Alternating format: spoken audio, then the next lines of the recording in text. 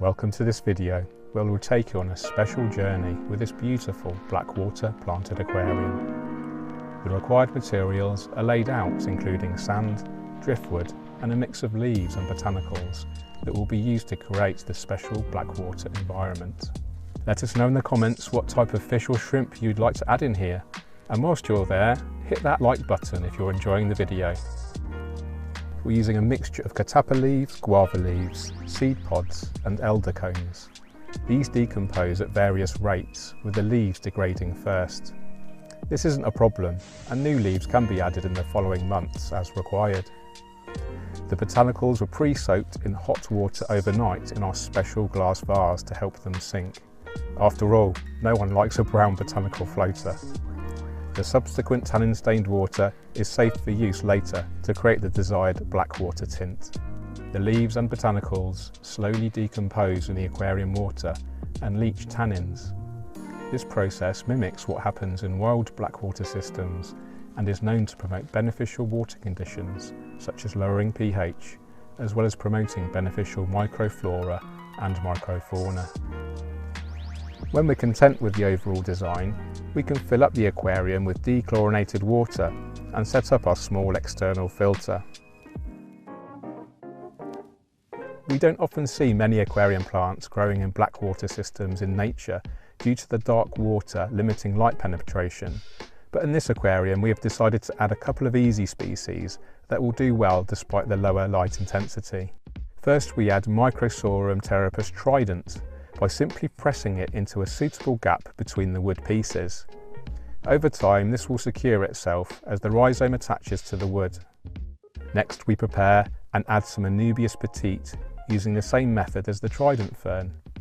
Anubias grows well in the shade, so is ideal for this aquascape, positioned under the fern or shaded by the overhanging wood pieces.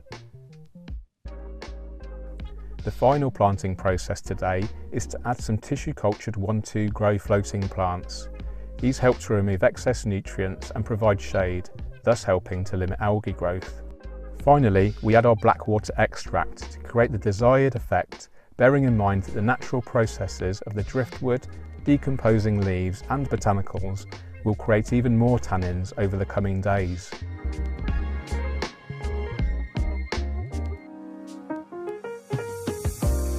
Three days later, and you can see what we mean. The staining is very prominent and probably not to everyone's taste perhaps. What do you think? This can be diluted with water changes to achieve the desired effect, and over the coming weeks the natural leaching will reduce considerably.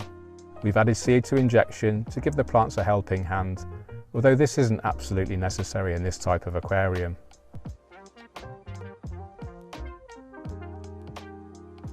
We've directed the filter nozzle against the back glass in order to prevent the floating plants from being excessively moved around the aquarium. 4 weeks later and everything is looking good. And we've decided to add a couple of Amano shrimp. These fascinating invertebrates add movement and interest, as well as being known algae eaters.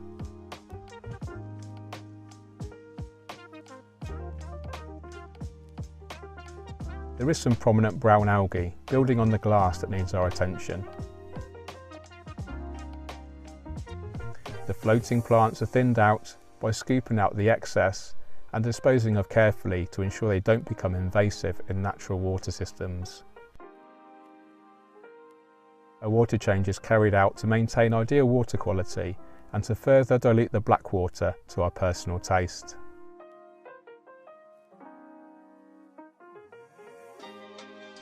Although the aquascape is doing well, there's always room for improvement, so we've decided to add some Nympheolotus lily, Bucophalandra bucket calem and Bucophalandra kedigang.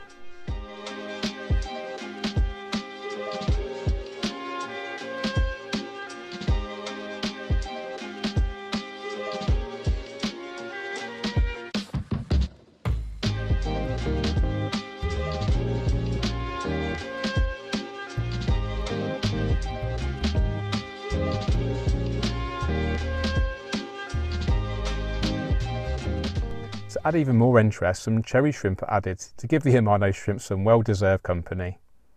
For now, we've decided not to add any fish, as the layout is only temporary, But if we did, what fish do you think would best suit this aquascape? Let us know in the comments.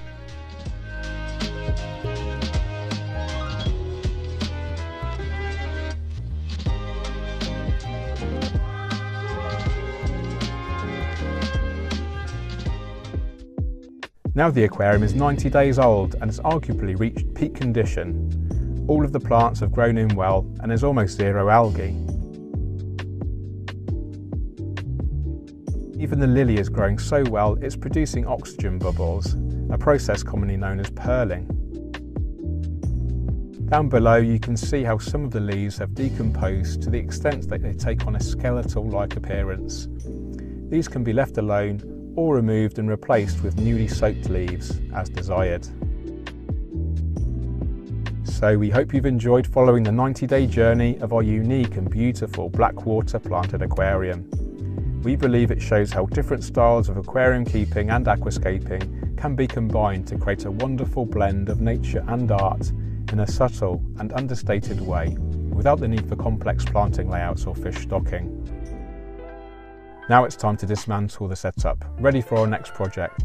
What would you like to see next? Do let us know in the comments. Take care, and we'll see you in the next video. Bye bye.